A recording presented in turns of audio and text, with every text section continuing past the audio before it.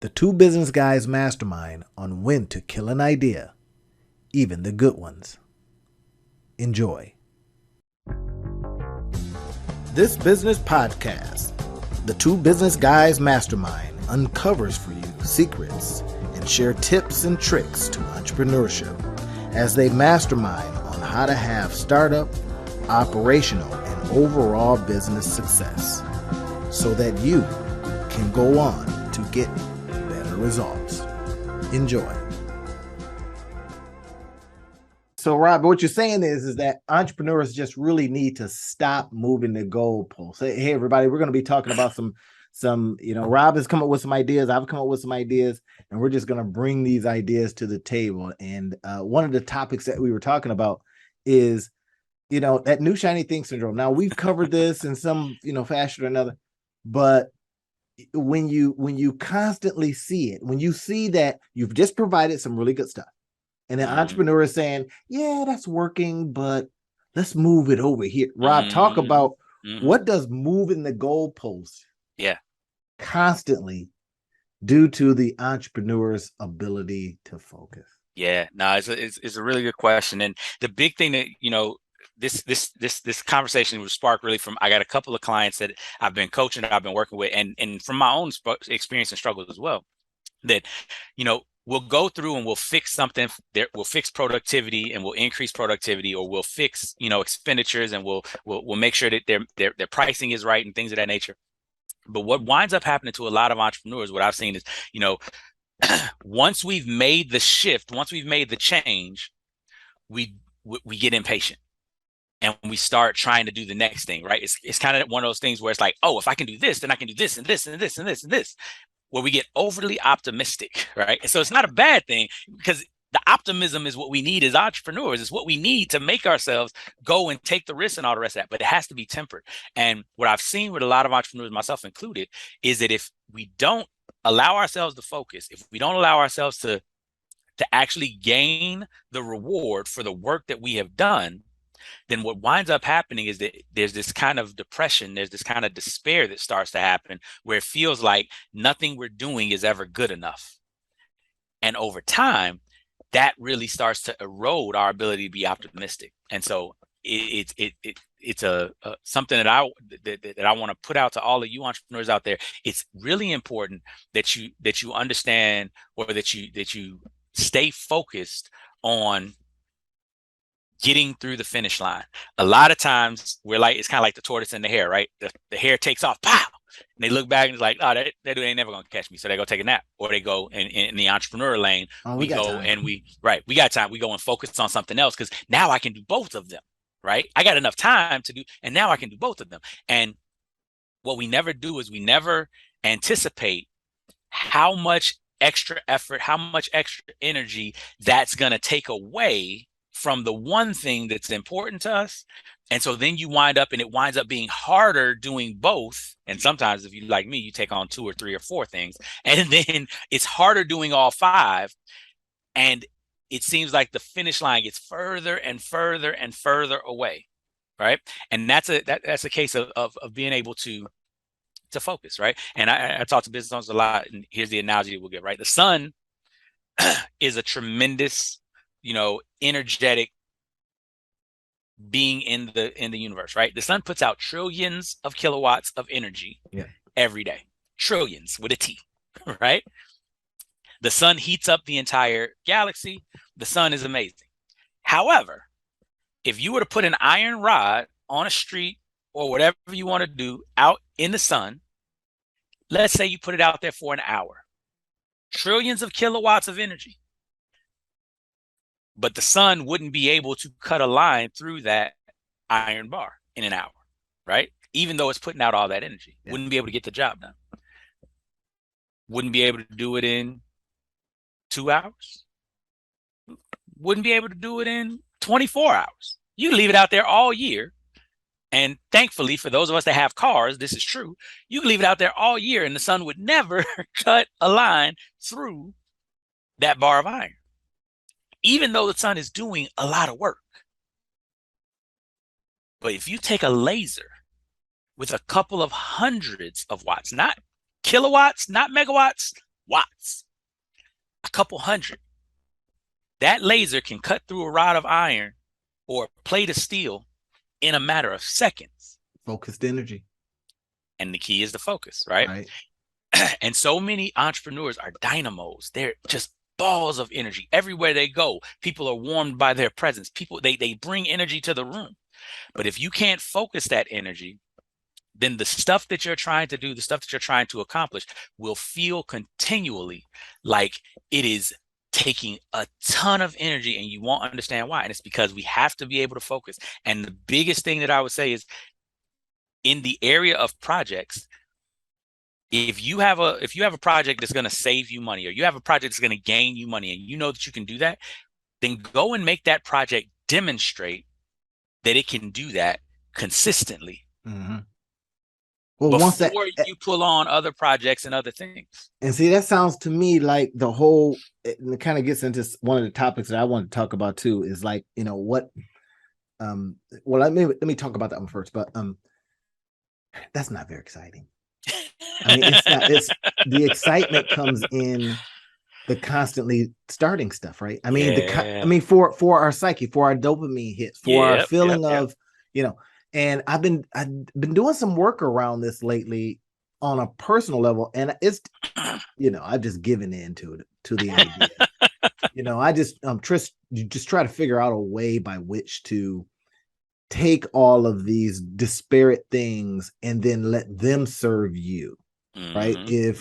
So that's kind of what I'm doing. And because I can speak on so many topics, it's kind of like how we do this podcast. It's like, hey, we could just, at first we used to do, all this, 1, 2, 3, ABC. And then it was like, let's just rock it, man. We'll have kind of an overall theme. And then, we have so many different experiences that we can speak to them from our variety of having done different things that then informs it, right? But man, I'm telling you, telling an entrepreneur to stay focused is probably the very reason why they left a job in the first place. Or it's just so difficult. So one of the topics that I had, Rob, that speaks to that, and I wanted to ask you this, right, is like, what idea, so this is relative, right? What idea have you abandoned? Now that's a good one. That's what I wanted to know. It's like, okay, all right, Rob, you says stay focused. What have you abandoned? Right. Now that's a really good question. And because kind of with my business, we've got kind of 3 verticals that we work in. And one of the things that I had to do this last year, right, which was extremely difficult for me, because like we just talked about, like, I know the stuff that I do, I can help people, I can be here, right? And we do so much just helping. And so we were trying to do content creation, we were trying to do courses, we were trying to do merchandise, we were trying to do coaching, we were trying to do speaking, we were trying to do consulting. We were doing everything and had irons in the fire everywhere. I had members on my team that were working on trying to spin up stuff and all the rest of the type of stuff. They were busy and they were confused. Exactly. Because one of the things that kept coming back is, right, even though it was clear what the priorities were from a sheet that we had, posted and everything, the team members were not able to switch from thing to thing to thing to thing and keep the priorities straight the way I was.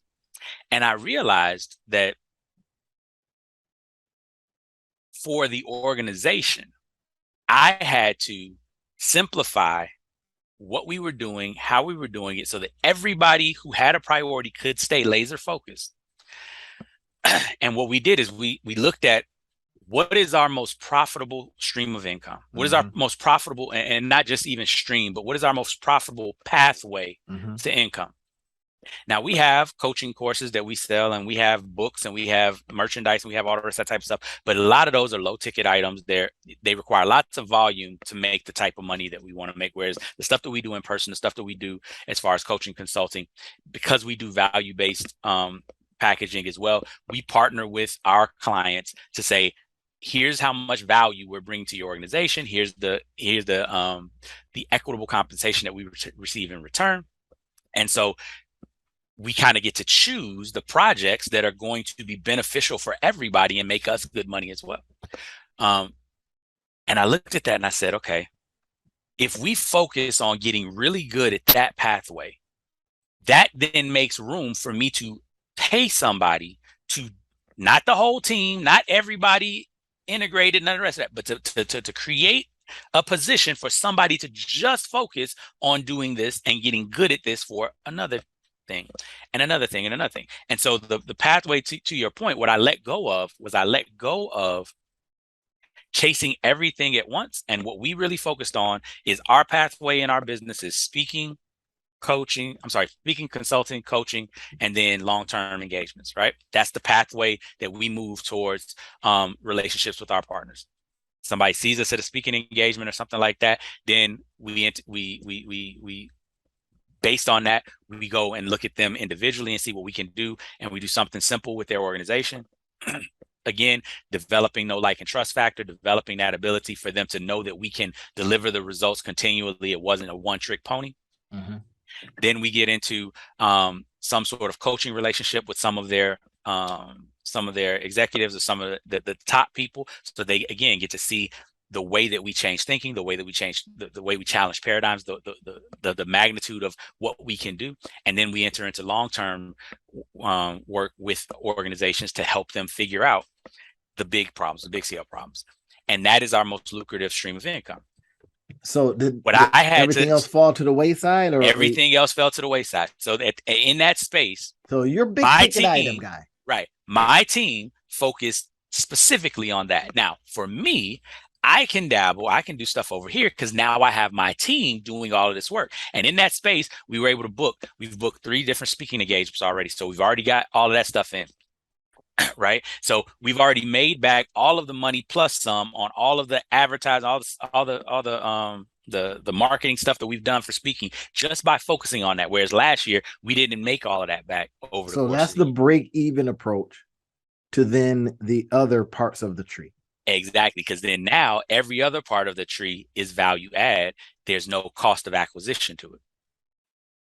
Okay.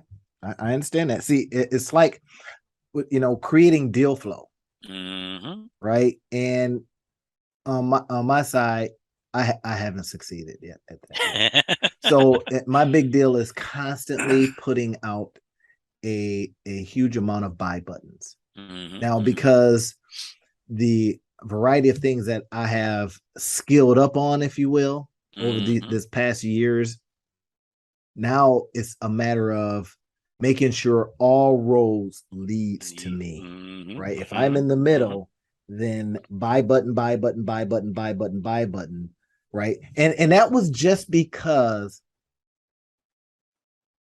I'm not so much interested in being focused as I am being excited. Mm-hmm. Now, right? Excited up. Now that's just me. Excited about life and other possibilities.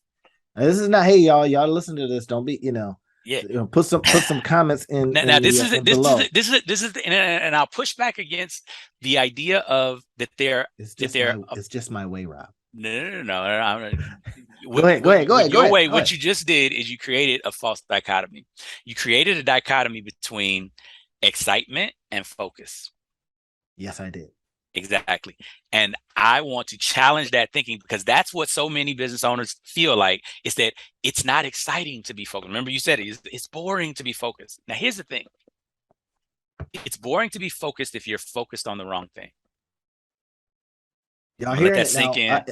Again, that's why we come in every week and we just go, hey, let's hammer this up, because we know somebody out there is having this issue. Mm-hmm. Somebody is me.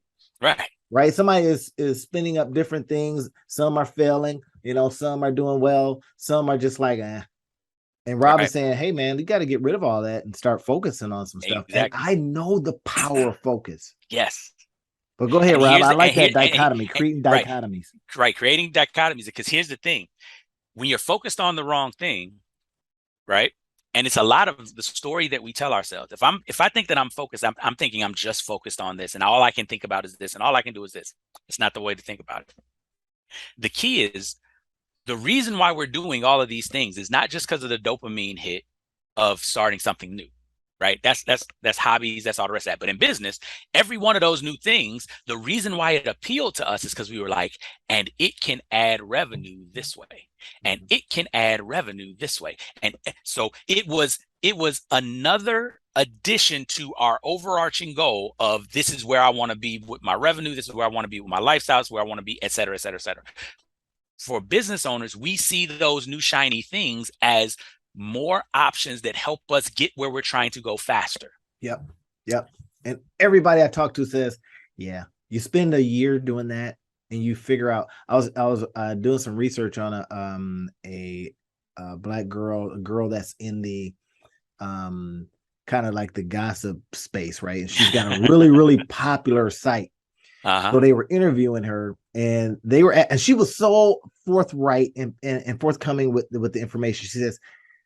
They says, well, what did you have to do? She says, focus.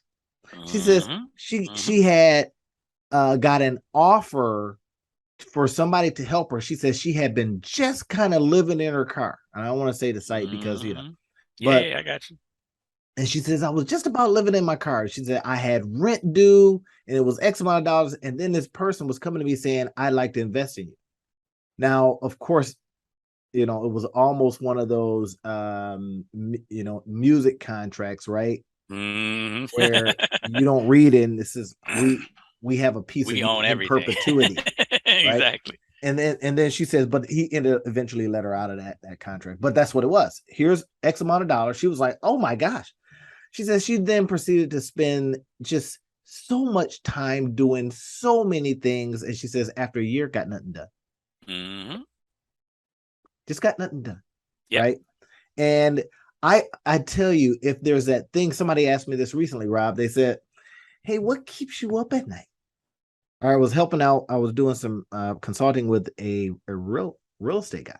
Right. And I happened to find a guy because I saw something that he was doing. And I DM'd him and I says, that's dope. Have you, not have you thought about, but just, leverage it like this. Gave him like 4 or 5 ideas. He says, hey, those are awesome. Let's meet. So he bought me lunch and, that started the relationship. And it's because, and now this is the key, guys. So, I was bringing in so many different leverageable moments to his marketing. Because, there's so many different things that I see, so many different things that I see at work and all that kind of stuff. And he was like, I hadn't even thought about some of those things, right? Because he did one thing. But anyway, and that's kind of like how you get some deal flow too, right? You see something interesting and you say, hey, listen. So, but he says, what keeps you up at night? And I said to him, it is every single day I ask myself, why haven't you focused on this? And it's always something. Right. And that's the key. And I'm a goalpost mover, right? I'm terrible. I'm a goalpost mover because I'll have a success and I'll go, meh.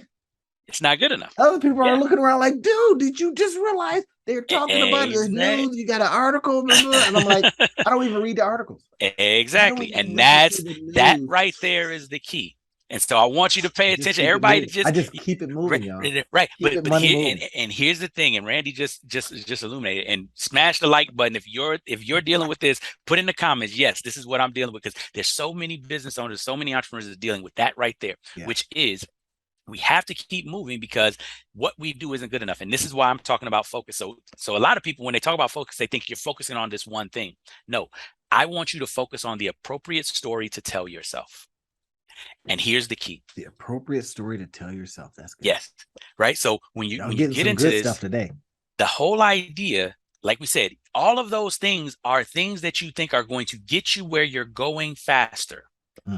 That's the key narrative that we need to pay attention to. But we never interrogate those assumptions. What most people do is they say this has the possibility of getting me there faster. But they don't do the second part of the analysis. What's the probability that they're going to get me there faster? What's the probability that if I work on both of these things at once, I'm going to get there faster than if I worked on them sequentially and did this one to completion and then did this one to completion? Man, that really that spiked something, a memory or a thought that I had got from watching Dharma Shah, I think his name is, right? Dharma Shah, that the co-founder of HubSpot. So he did something recently, man, and I'm so jealous. I'm so jealous of guys that can just focus and women that can focus like that, right? So he says, he plays this game, and the game is called Wordle. Right. If you Mm-hmm. guys heard of Wordle, it was sold to New York Times and all that kind of stuff for a whole bunch of money. Mm-hmm. Seven-figure exit for the founder. Mm-hmm. Excuse me. And he says he played this game, but it was like, I wish he did this. There's some other things I wish he did. So he being now this guy is a billionaire. He's made his money with HubSpot and blah, blah, blah. Chief technology officer, that deal, right? But he said he wanted to show his son how to use the programming language that his son was learning. And he says, well, create a project. And he says, well, here's what I would create. And he worked with his son. He said he coded it up all night. That's focus. He sat there. He said it was like 3 a.m. when he ended up, getting done with it. But he did it all day. Mm-hmm. I'm sitting in my chair, and after about 90 minutes, mm-hmm. it's a wrap, man. Yep. So, that's at least in my mind, I'm ready to do some different things, right? So now he coded this whole thing up. Get this, Rob. Mm-hmm. So now Wordle was sold to New York Times for a whole bunch of money. This guy codes something up, shows his son, now saying, this is what you're learning, and this is the kind of result that you can get from it. He wanted something contextual, something tactile that his son could say, oh, I see why. I understand it. Yeah. It has already 6 million users. And we're talking, this happened recently. Mm-hmm. 6. Do you know how many people would kill to have 6 million users on something they coded up? He did it in a night. Right. Now, this is one of the funniest things. He's not trying to monetize it. I just saw him do a commercial on it the other day. Yeah. So I think maybe he might be trying something. Yeah, it was just an idea. It was just maybe for his son. But this is what happens so often, right? Because that's a phenomenal story about how he sat and he worked all night and he did it, right? But here's the thing that I think is where those stories set us back as entrepreneurs. What? I should scratch Dharma Shaw off? No. And it's not the story that he told. It's the story that gets taken away from the story that he told. What gets taken away from it is that he was so focused that he sat at his computer till 3 a.m. That's not what happened. He's not telling you all the interludes of going to the bathroom, getting something to eat, watching a TV program, and coming back, and taking a minute to look at his phone, et cetera, et cetera, et cetera. Right? Not like he sat there and didn't pee, y'all. Exactly, right? And the reason why that's so important is because the superhero story makes it seem like they're doing something that we're not doing. And the thing that they're doing that we're not doing is something that's outside of our realm of capability. It's something's outside of our realm of possibility. And so getting back to the story that we tell ourselves about this, the thing that I want all of you all to look at is when we're looking at focus, when I was able to focus, the reason I was able to focus and the reason I'm helping my clients to focus is not because I still don't see shiny things. The reason I'm able to focus is because I ask shiny things this question. And I make the shiny things have to answer this question. So I'm singularly focused on the result that I want, which is how can I get to this result faster? And so I make the shiny things ask me or answer this question. That's good. What's the probability that me taking my focus off of this and splitting my focus to do both of you is going to get me there faster? Right. And if the probability does not reach above 50%, then I stay focused because my focus is getting there in the fastest way possible. So as now I know this, right? And I've followed some of these tenets. And here's the thing, everyone. And I'm not there's no pushback on it. That's absolutely accurate. And I've used it and it's worked, and I know some of these things I've just allowed myself to be on this kind of vacation journey, right? Because I like to retire from things early, have my exit package stuff like I've done with the real estate, have my exit and says I'm chilling for a minute and I'm gonna just let everything come in. And now that I've gotten refocused, that's why these questions are coming. Yes. That's why the time is now to really be thinking about that kind of stuff, because I says, I think I'm gonna, do something else. And then you go, but what? and all kinds of things that you could do. Talking with a client, everything works to your level of focus. Exactly. Everything. I mean, you want to be a drop shipper. Okay, it might seem like, oh, that's kind of old. Yeah, but it still works. Yeah. Oh, you want to go into the e-com space? Oh, but e-com is dead. You want to be an email marketer? Email is market. No, it's not. Yep. You focus it. I watched a guy just recently. He used to be known as one thing, right? And I'm gonna just say, I don't know if I'm gonna say his name, but he used to be the solo ad guy, right? And I'm like, I remember seeing his stuff back in the day, kind of checking it out, going, oh, okay, all right, solo ads. And you go, oh, what's a solo ad? But now he's into e-farming. And of course, that's now I know when something has kind of gotten some run or somebody's come up with a new name for an old thing. Yep. Right. And you're just like, oh man, that's so cool. But he just wrapped it in a new name. Right. A new focus. Yep. So it's the same thing, right? He's just teaching you a different way to get to the same thing. Yes. Right. And then because what he would do with the solo ads is send it to your email list and blah, blah, blah. So e-farming, but it sounds interesting. It's a little bit of, ooh, what's that? And then you go, man, this is just getting emails. Exactly. Now, but he has a structured way by which to do it. Blah, blah, blah. Here's the funny part about all of that you just said. And it's teaching it as a course.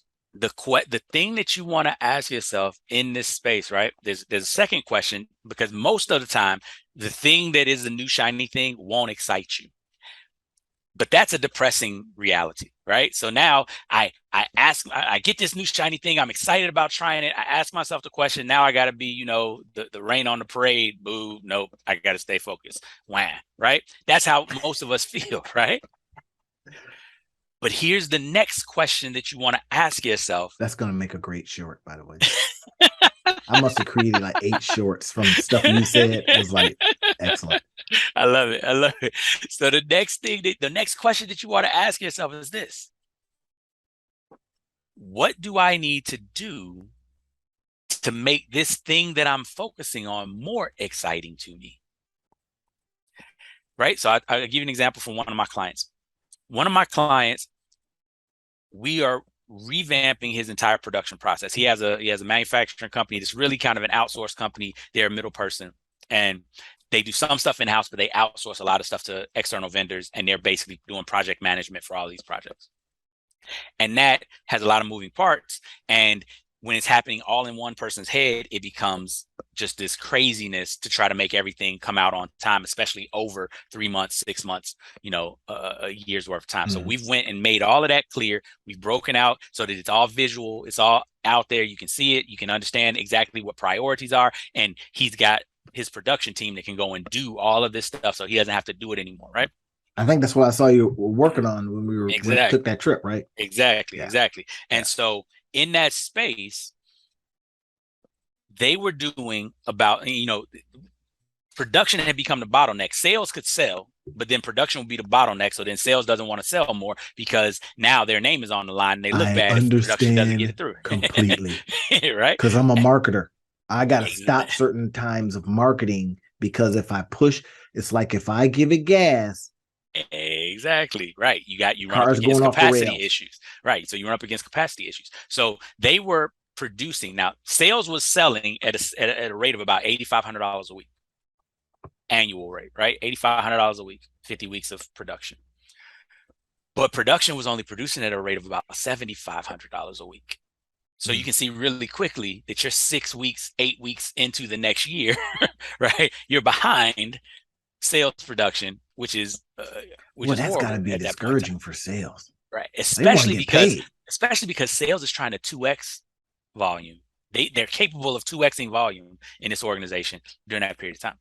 So we make everything visual, right? And over the first 4 weeks, we were able to go from, again, they were 7,500 average, and we were able to get it. The goal was to get to 8,500 just so that we could make sure that we eliminate that 6 weeks of overage. Not only in 4 weeks were we able to get to the 6 weeks of overage, but we were also able to get our average up. And so we're now almost a half week ahead. So right? that's interesting. Is it because when you made it visual, that was a focusing moment? Yes, that was a focusing moment, and it was it was eliminating confused communication moment, right? So instead of having to have 15 conversations about stuff, and instead of being run by the tyranny of the urgent, now you have the week out on a board where you can see all of the projects, and you can see not just this week's projects, but the projects that are coming up, right? So you see 2, 3, 4 weeks in advance. So when people are thinking, oh, we can just fit this in, right? Because here's where the crux came. Here's where the client was struggling. The client, because again, they're the owner, they're sales driven, they're focused on that, and they're really good at sales. So they're looking at all of this business that's there. They're like, oh, that'll just take us a week. Oh, that'll just take us 3 days. Oh, that'll just take us, right? And not looking at, well, what's already, but they're not paying attention to the fact that we had 10 weeks of work already on the board at current capacity levels. And they don't like outsourcing, right? Right. No, they like outsourcing, but the issue was before that was all in their head. It wasn't visual. So they couldn't see the 10 weeks of work. And when you're just thinking about it, you're like, I know I got 10 weeks. I got a lot of projects. That's what 10 weeks of work looks like. I got a lot of projects, but I can fit this one in here. We can fit in one more, right? We're not operating at our potential anyway. We're capable of doing more than this, right? Because we've just done with the changes that we did and everything else, they've just done the last 2 weeks. So out of the 4 weeks that they had, or out of the 5 weeks that they had, two of the last 5 weeks, they were doing upwards of $10,000 a week production. So we've already, increased production by 20% just in 5 weeks, and it's still increasing, right? Goal is to get to close to double production, hopefully in the next 3 or 4 weeks. But that's neither here nor there. The issue that the owner was dealing with was it felt like it was going too slow, because immediately as business owners, when we see that we're capable of something, we immediately start going, well, if I'm capable of this, that becomes the new normal. And it's like, no. So you're creating, like you talk about oftentimes, the dichotomy. You're assuming that capability equals capacity. Exactly. And that is the idea, that I'm going to perform at my best every day, even though if I look at my track record, I don't perform at my best 50% of the time. Mm-hmm. But I perform at my 70% 100% of the time. So this is the key, and this is the key to focus. It's getting excited about what your 70% over time can do for you. Because when we look at those numbers, when we look at the numbers of what we can do just with doing exactly what we're doing, and you extrapolate out and you see, wow, we'll be where we want it to be in a shorter time than I thought that we would be there. And here is the point where you have to have discipline. Because at that moment, when you get excited, when you're like, we'll get there faster, this plan is going to work. That's the moment. Just apply it to that plan. Right? That's the moment that most entrepreneurs think that the work is done. And so now I need to go find the next plan that's going to make us faster. No. Stay excited about the fact that this plan is going to work, and now go make it work and see it work and celebrate that it worked. And then once you've crossed the finish line, you can start thinking about the next race. That's the execution. That's the execution. But the excitement is, look at what's actually there at the other end of the finish line. With no extra stuff, the other end of the finish line is good enough for you, because when you started this journey, you didn't even know that you could do the other end of the finish line. And this is where, again, moving the goalpost comes into play. We get halfway through the race and we start changing our belief about what's possible and acting as if we always knew what we know now. Yeah, it's funny. I had been doing a lot while I was sick. When I was down, man, with this cold last week, I just been, just devouring podcasts and all that kind of stuff. So I came across one where a guy had an exit, $610 million exit, right? $610 million. Now that sounds like, oh my gosh, this is awesome. But then he started telling the story. He was on, I think, Capitalism, their podcast, capitalism.com or something like that. But anyway, That's Mm-hmm. Ryan Moran stuff, right? So Yep. Yep. anyway, so he was on his stuff and $610 million exit. He said, well, let me tell you about the stuff that we had before that. And it was like failure. This was no good. This one almost went to zero, all these kind of things, right? Then he says, and he told his whole history. He's like, what his first exit. He said, "What did you do with the money?" I started my brother's. I gave some to my parents. I gave my brother some money to start a liquor store. All kinds of stuff, right? And he says, I had no money left from all that success, and then some failures, and then this one hit, right? It hit because he just combined some things and he just focused on it. But here's something that happened. Somebody was in the audience and they says, I'm in the same space. When we saw your stuff, you basically ran us out of the way.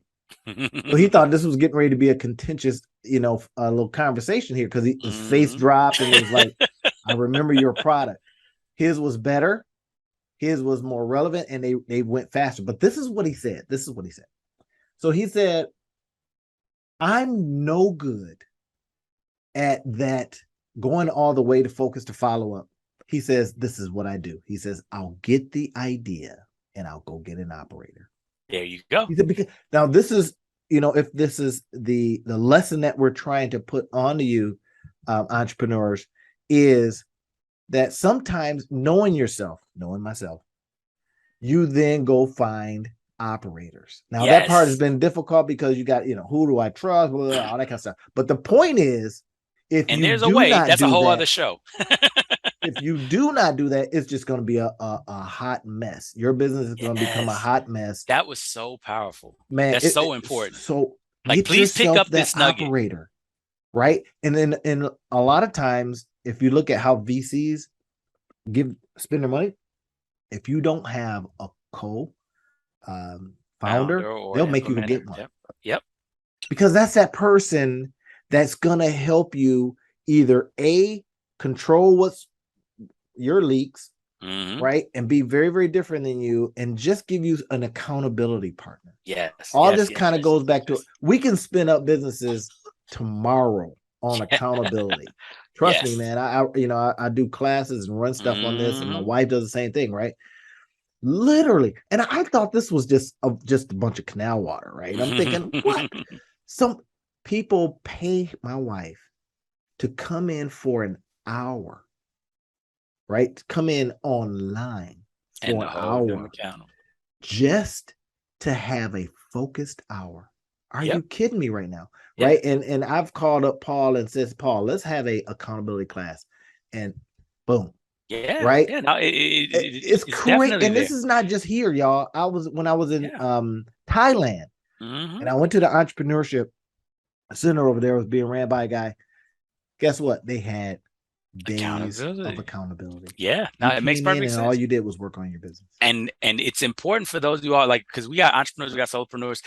Notice that what I talked about when I talked about for me and for my clients, the key is you don't have to, as the entrepreneur, be uber focused. That's not anything that I've presented today. Remember that we talked about that false dichotomy. Your organization, on the other hand, needs to be focused until mastery. Focused till mastery. Right, because once your organization gets to mastery, guess what you get to do as the entrepreneur? Not think about it anymore. That's kind of like if you hear this a different way, everyone, they're saying, get it to scale. Get it to scale. And then I remember the guys that started Lemonade. Now, this guy had started, and you guys have heard me talk about this before. He says he started it. He had a couple other places that had people, and it just was a mess. But then he started from a technological standpoint, right? And he says, I could instantly scale because I had technology, right? And I had, apps and that did a lot of the work, right? Somebody called in and they wanted a quote. It would tell them a lot of stuff versus having somebody. So the instant scalability or the ability to scale was key to them. And this is what I keep hearing, whether it's from Sam Ovens. He's like, look, I needed to, I had all these people and it was just trouble and it was a big old mess. And now that I got a company that has, you know, the people, oh my gosh, the machinations, Yeah. right? It gets really gnarly, Yeah. really, And really the, fast. the key thing with scale, though, and I think this is what confuses a lot of people. People think that scale is lots of money and lots of, yes, it is that growth. Yes, that stuff does happen. But the reason it happens is because it's easy to do repetitively the work. And that required to make the complex simple is what happens when you're able to scale. That level of that that ability to make the complex simple is mastery of the thing. The reason why McDonald's is McDonald's is because the McDonald's brothers took running a hamburger shop and simplified it. And once they simplified it, you were able to take people who didn't have 20 years of experience in business, who didn't have customer service experience, who didn't have any of these things. Peter Drucker said it like this: routine is the thing that allows a novice without discernment, without experience, to perform a task that it would have taken someone with near genius level of intelligence and experience to perform without the routine. Okay, that right there is this is how we end in the show. Routine, because I'm gonna ready to do some research, right? I call it habitualizing, right? Yes. So you take something that is extra and you make it the habit. You make it the thing you do, no matter what. On it's just autopilot. Like, oh, I don't have to think about this. This is what I do. Yes. I don't have to think about sales. This is what we do. I don't have to think about creating landing pages. This is what we do. Right. And that, for me, the person that is so filled with ideas and all that kind of stuff and a little bit of canal water, then I said this, Rob, and it's like, if I just created a landing page a day, right? Because then I could take every idea, throw it on a landing page, and either it organically gets traffic or run traffic to it, but then I empty. One of the other reasons, Rob, that I've been just giving away so much consulting, free stuff, is for that purpose. Just giving it away. People are like, I can't believe what you just gave me, thousands of dollars worth of consulting services and information. I says, free. Yep. Buy me some coffee or something like that. Because if I don't, I'm too full. And I'm already full. Exactly. So I'm just giving. That's beautiful. And you routinize it, and then things start to pop up because it's habitual. And now the key becomes then, well, okay, I'm giving it away, so productize it. Well, this is what you're listening to. The podcast, Rob and I, every single week, coming in, talking about a frustration. Excuse me. Talking about something and how we're helping somebody, you know, and this is the productization of all that help. Maybe we're working through some things ourselves, like Rob, you know, I needed to hear that today. I needed to hear, bro, stop moving the goalposts. Celebrate some wins, because you've had some wins. Go. Celebrate them, and, you know. And it gets you excited about being focused. That's the key, right? We got to figure out how to get excited about being focused. Somebody, I remember reading this once. It was before I got married, and it said, because I was deciding, I was like, man, you know, I can stay single and just, you know, and have fun. And it's like, well, actually, what marriage does for you is it gives you freedom. Of course, that was like a mind bender. Really explain, please, right. Person from the stage, explain. And it was about, now you have freedom from having to think about all these other things. There you go. And it was like, so this conversation today, you know, that focusing moment and what to let go of. Right now, we didn't get to some of the other ones. It was going to be, what things are you eyeballing, but, you know, forget about that one. Yeah, we can talk about that next week, because I got some things. And that point that Randy talked about the operator, having somebody that can keep you focused, or they can be focused for you, is so important. I have a team that right? My thing was I was doing all of these things and my team was trying to follow me. And instead, what I have now is I have a team that's on a path. Now, I can go over here and look at this, but I come back and I check to make sure they're still on their path. So they're staying focused, and they're getting the benefits and getting the benefits and getting the benefits. The organization is getting the benefits. And I'm not, what I'm doing now is not knocking them off of their path like I was before because of my lack of focus. And over time, the fruits of those efforts, they've already returned 10K to us. And we've only been doing this for about 3 months of just being focused. See, there it is. That's the show, everybody. All right, Rob, you enjoy the rest of the day, my friend. You too, man. All right. Take care. Peace.